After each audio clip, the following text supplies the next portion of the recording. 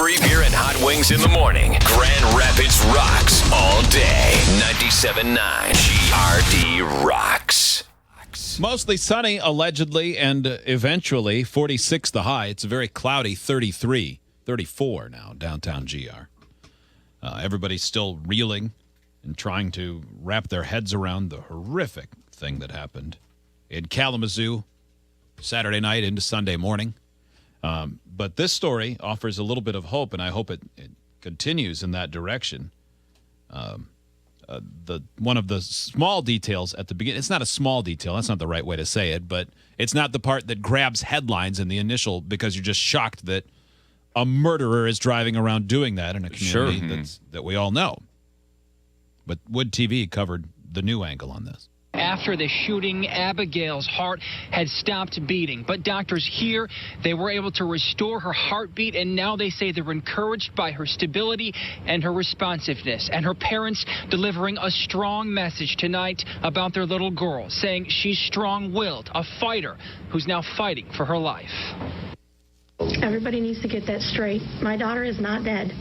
She is alive, and she is fighting for her life. I want everybody to understand that. Vicky Koff wiped away tears tonight as doctors revisited the hours just after tragedy struck. She and husband Gene have sat bedside by their daughter ever since. Abigail is strong, and she was a vibrant, beautiful young lady and did not deserve this. And neither did her grandmother or those other victims. Abigail has undergone surgery and remains on a ventilator in critical condition. Doctors have even discussed with her parents the worst-case scenario that she could become brain dead. But the medical team has been encouraged by her relative stability. Her mom says Abigail has even been wiggling her toes. This less than 48 hours after they thought she was gone. But that's when Abigail squeezed her mother's hand, giving them hope. Mom described that moment. Breathtaking.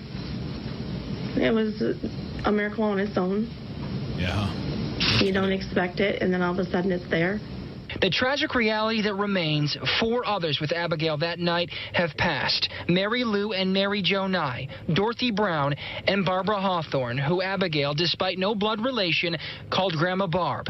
Abigail's parents say she loves theater, and Grandma Barb would often take her to see shows, just like they did on Saturday night.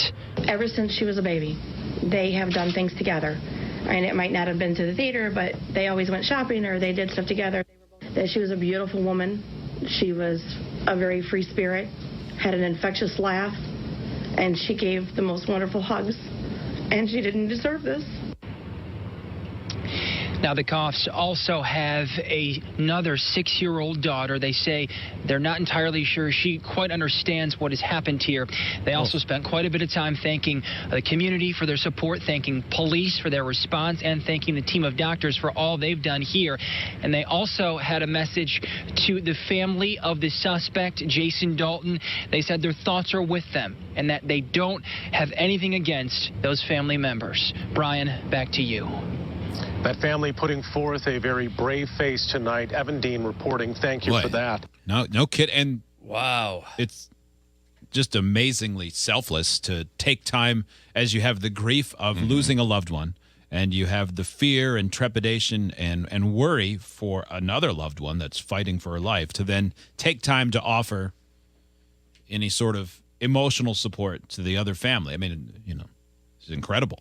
Yeah. And they were at the point with this young girl where they were making hard decisions, and then that squeeze of the hand was a game changer. Yeah, from what I had read, they were getting ready to. All right, here's where her organs are going. Donate organs. Read last rites. My God. That stuff. Yeah.